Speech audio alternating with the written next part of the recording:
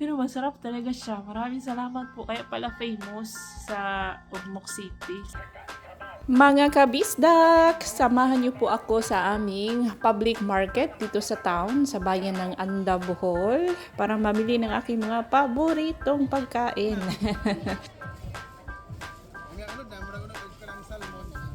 Bitaw na ay dyan. Orange ba?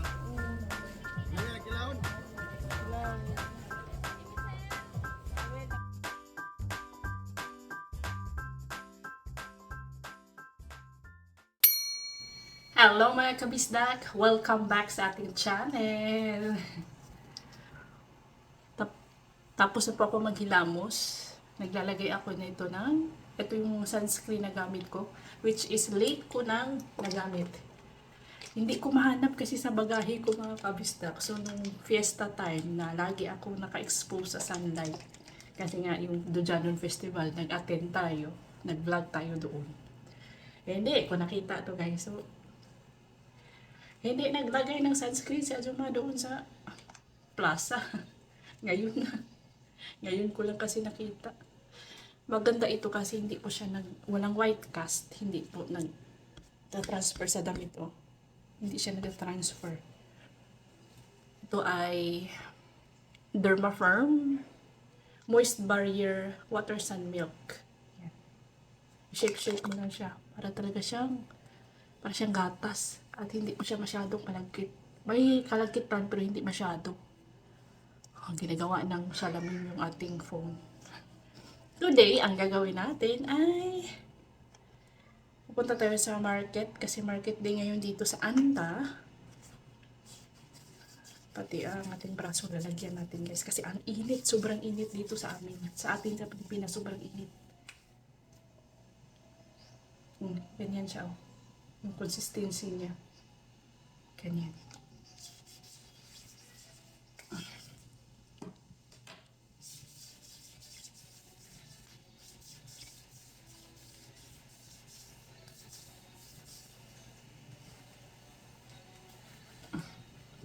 Dito naman sa kabila.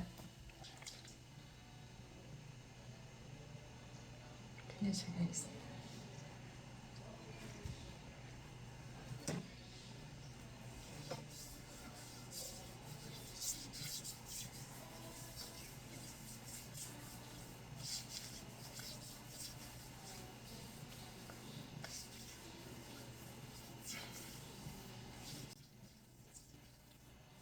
Alam nyo, ang mahal na ng mga bilihin ngayon. Sobrang mahal na mga kabisdak.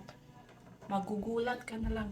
Yung 1,000 pesos mo, ang value niya ay parang 100 na lang dati. Grabe, kamahal na mga bilihin guys. So, tara na, pupunta tayo sa market at mag-spend tayo na magdadala ako ng 5K. Tingnan natin kung ano ang mabibili, kung may matitira pa ba. Kung mauubos or may matitira pa ba, ano ang mabibili natin sa 5K, sa halagang 5K, sa market din dito sa amin sa probinsya. Nagluto muna ako ng almusal ni Little Insoy, bacon po, bago tayo pumunta sa merkado. Kasama ko din ang aking sister-in-law, asawa ni Kuya Saddam, si Shin, para may taga-video tayo guys, no? At mamamalingki na rin siya for them. First stop ay sa fish section kasi nagkakaubusan, mabilis pong maubos ang mga preskong isda dito mga kabisdak.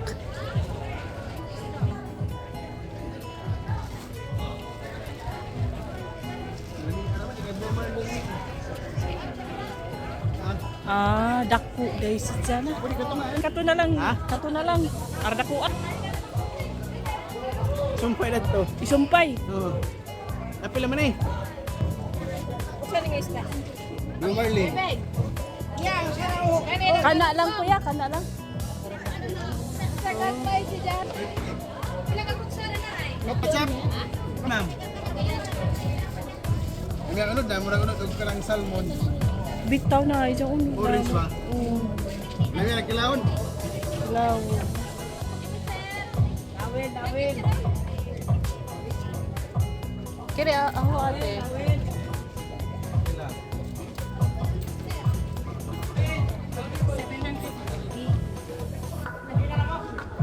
Pila kuya? Okay. Bigat.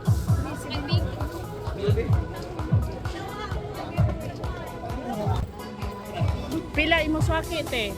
80 day. Usa, te.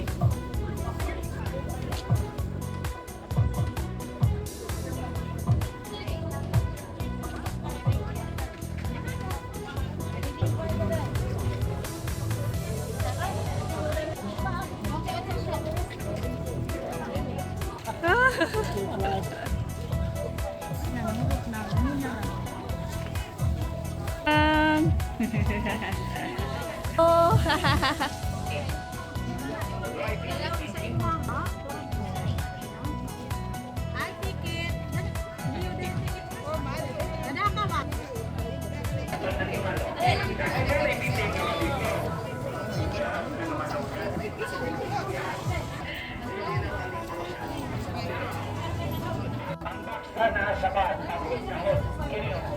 Morning, goodbye.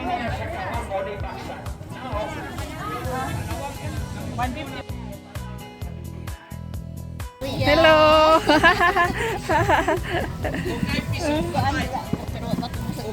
Salamat. Asam ka dapit mo? Katipunan.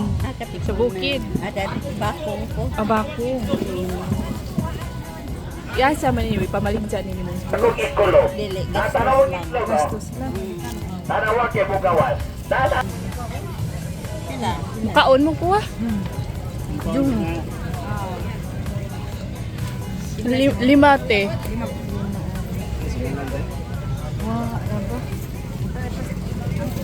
Hindi ko alam kung magugustuhan ba ni Little Insoy ang red rice. First time kasi niya ito mga kabisdak, pero tinry ko lang.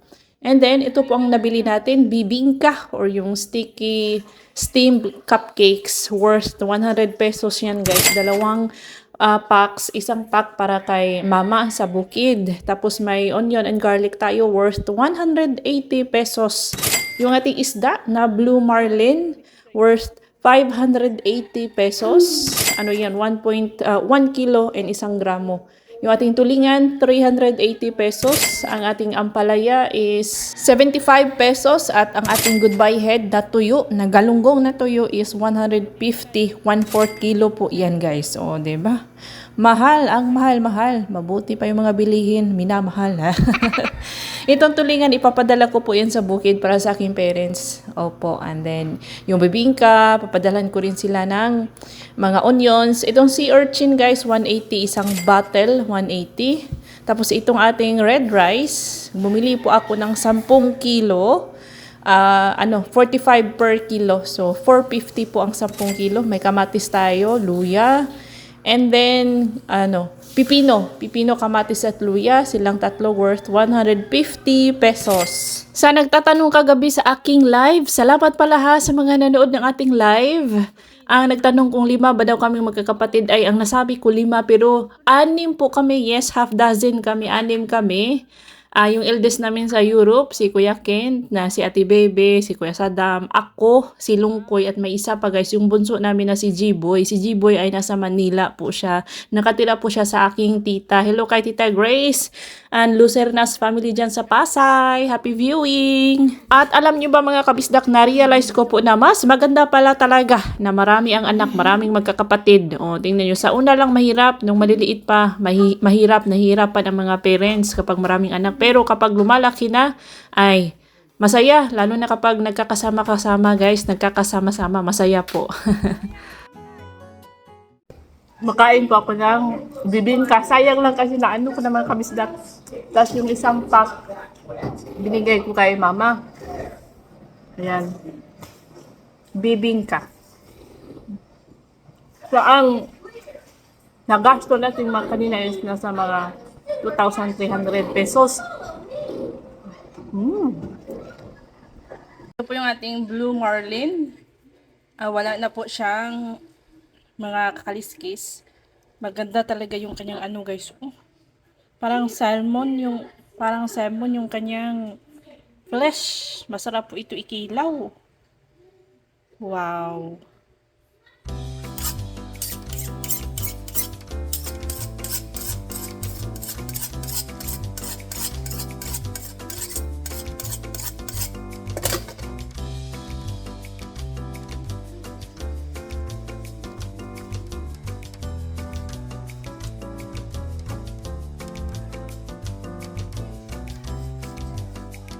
Pinakita ko po kay Daddy Insoy ang picture nitong ating Blue Marlin. Ay, natakam po siya kasi alaman naman natin na love ni Daddy Insoy. Paborito niya ang kinilaw. Parang Pinoy talaga siya. Ang mga Koreans guys, hindi sila, si Daddy Insoy lang ang nakita kong kumakain ng kinilaw na Korean. Kasi sila doon sa Korea, ang kanilang raw fish, fresh raw fish, ginagawa lang nilang sashimi.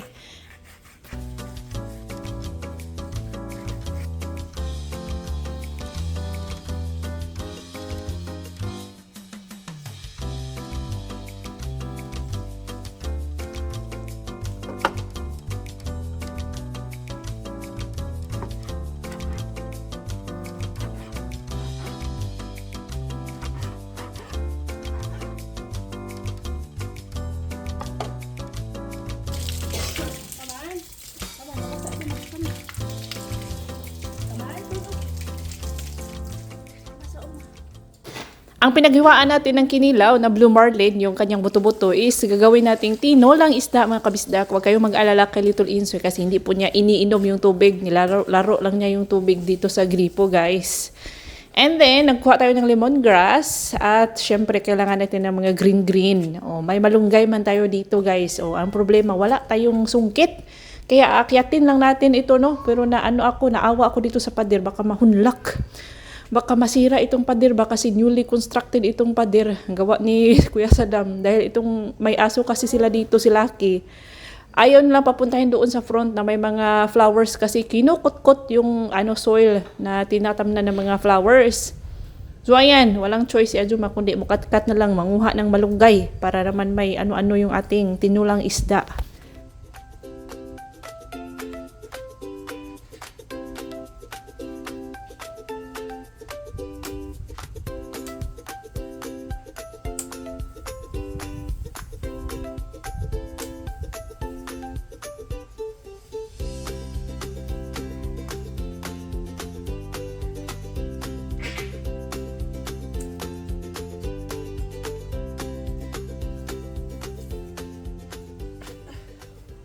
Mas masarap po sana kung may sinamak tayo na suka. Sinamak na suka ang ipiga sa gata ay ang malinamnam yun guys. Yun po ang paborito talaga ni Daddy Insoy. Si Daddy Insoy ang naiisip ko po sa kinilaw na ginagawa ko. Dapat may pipino siya, may red onion, may ginger, may kamatis, may kalamansi. Ay, hindi ko lang sure. Parang sa amin lang sa Visayas, sikat itong kinilaw. Hindi ako sure dyan sa Luzon. Paki-comment dyan sa Luzon kung kumakain din ba kayo ng kinilaw. Kasi dito sa amin ay kinilaw at tinulang isda. Ay, yan po talaga ang winner sa aming mga mesa.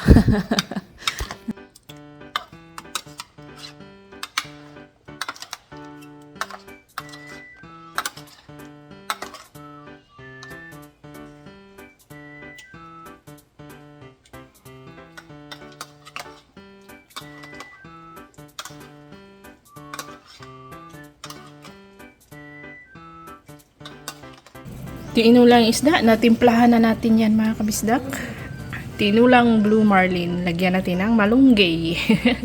Malunggay. Ayan na mga kabisdak, kumukulo ng ating tinulang manok. Ang manok, isda dahi. Tinulang isda na kumukulo na. O, yan.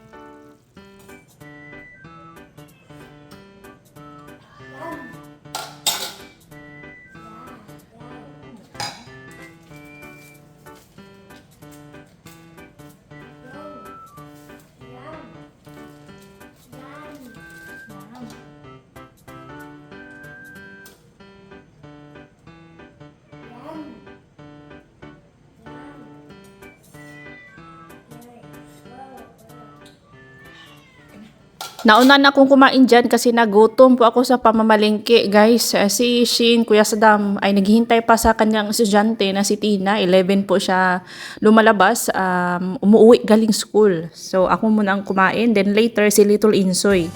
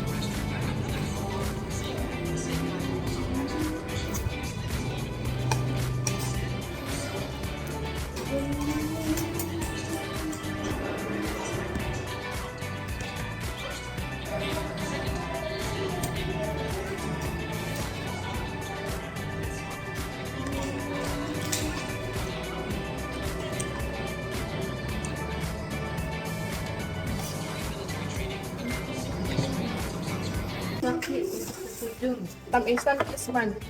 Parat, magutong tugong. Tulong ko pa eh. Parat. Pumot. Adi ara. Ara lami.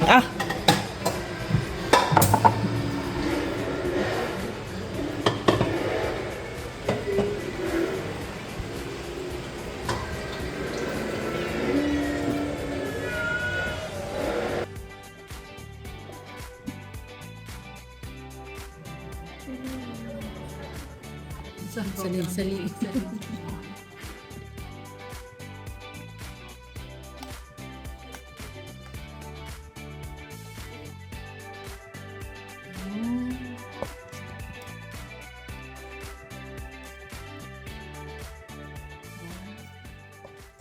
Pagkatapos naming mag-lunch lahat ay nag-siesta po kami, nag-nap kami guys ba. And then eto na, nagulat ako kasi may delivery daw sa LBC. Ay eto na yon. Eto na po ang padala ni Ma'am Nath sa Baluyo family. Maraming salamat po, ito na dumating na. I'm so excited. Ayan siya guys. Maraming salamat mga kabisdak, especially to Ma'am Natalie Baluyo and Baluyo family dyan sa Ormoc City, Leyte. Si Baby Arthur nakagigising lang ang siyang nag-receive ng ng ating parcel, ng ating delivery. Ay thank you. So kasali din sila sa ating pag-unboxing, especially si Little Insoy kasi for Little Insoy po ito. Thank you talaga Ma'am Natalie Baluyo.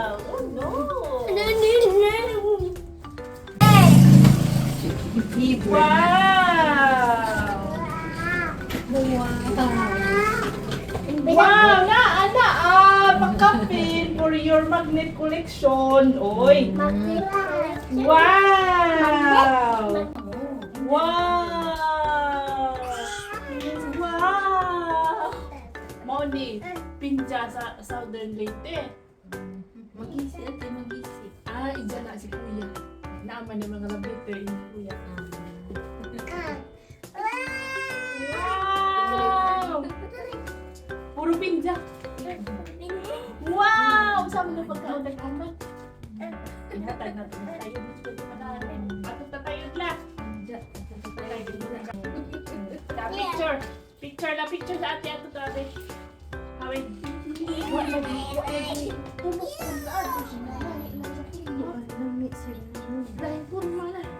Picture lang doon. 1, 2, 3. Ato ba sa'yo? Yay! Ato tanaw sa camera. 1, 2, 3. Bisa ya. Wow! Dana. Wa man na. Thank you, Ma'am Nat! Thank you, Ma'am Nat. Kitaan ka. Thank you, Ma'am Nat. Thank you, Ma'am Nat.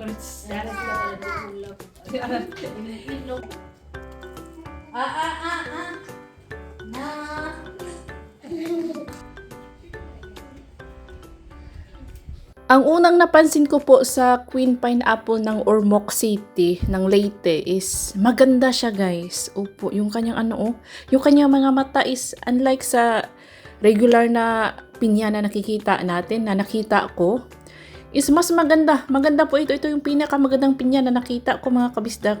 Deserve niya ang Queen Pineapple na pangalan. At alam nyo, napakatamis. Sobrang tamis po nito. Wala talagang kahit 0.01% na kaasim-asim, wala. Matamis na. Ultimo yung kanyang subok is makakain nyo po ang subok nito guys.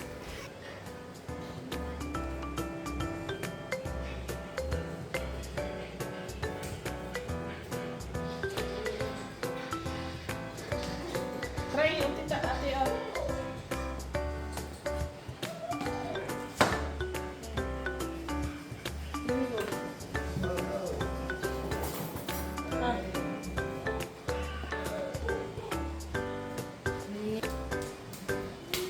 Habang ako po ay nagbabalat kanina sa ating pinya, ay nag-aabang na si Little Insoy. Hindi niya na matiis. Takam na siya sa pinya at pabalik-balik pa siya kasi matamis nga siya, guys. Tamis. Nami. Hurta. Maraming salamat po to Ma'am Nat and Baluyo family. Sa lahat ng Baluyo family, maraming salamat po. Kumain ako, guys, Kumain ako ng isang slice lang po ng pinya ang nakain ko sa kanilang Queen Pineapple. Yung isa is, ayun dalawa, pinadala ko sa parents ko sa bukid. Yung isa, dito sa kapitbahay nila Auntie Lolit. Yung isa, dito sa kabilang kapitbahay, so 4 na. Kinain ko pa namin yung isa, yung pagdating, 5. 6 yung pinadala. Yung isa is, pinadala ko kay Auntie Margie, kaya 6. Yun, guys, na ubos agad yung pinya. Pero masarap talaga siya. Maraming salamat po. Kaya pala famous sa Ormoc City, sa Southern Leyte ang kanilang pinya. Queen Pineapple. Masarap talaga, guys. Ayan, oh. Natanggal po yung magnet dito sa likod. Dadalhin ko pa itong Korea. I-stick ko na lang. Inano ni Arthur. Nilaro ni Arthur. Marunong naman siya magbukas dito sa drawer. Ito. Ayan. Dalawa po yung ating magnet. Dadalhin ko po ito sila. Maraming salamat. Pasensya na kayo sa ating buhok. But don't worry, ipapatreatment natin yan before tayo Kasi frizzy siya, guys. So marami siyang mga ganyan-ganyan. Ipapatreatment natin yan before tayo bumalik sa Korea. Ito, pinadala tayo ng postcard. Lake Danau or Ormoc City, Leyte. Ang ganda. Ito po yung gustong puntahan ni Uncle Eric. Yung kaibigan ni Uncle Eric. Gusto pupuntahan kasi maganda daw yan. Maganda naman talaga siya. Oh. Para siyang nasa abroad. Parang nasa ibang bansa. Tapos, itong card. Your one pineapple. Maganda yung mga nilalaman. Mahaba siya. Maganda. Inano ko talaga. At alam ni Ma'am Nat yung buong pangalan ni Little Insoy. Tapos, mayroon pa siya ditong pa-Korean. Say, Bukman, di ba do you Happy New Year? Oh, alam ni Ma'am Nat yung sa kaganapan sa Korea. Thank you so much, Ma'am Natalie, Ma'am Elvira, Ma'am Sir Nathaniel, at kay Sir Daniel, Baluyo family, Ormoc City, Leyte. Maraming salamat. Kapag sinasabi natin Ormoc, ang naisip ko talaga, naisip ko ay si Richard Gomez. At yung si Miss Sunshine, si Ma'am Lucy Torres. Lucy Torres at si Richard Gomez daw. Richard Torres. Tama ba? Basta pogi ang ba yun si gobernador ba sa Ormoc si Miss Lucy or mayor ba? Or congressman? Basta politiko. Maraming salamat po sa inyong lahat mga kabisdak and see you on our next video. If you enjoyed this vlog, please like, comment, share. Ang daming inutos. Hype and subscribe. Ingat lahat!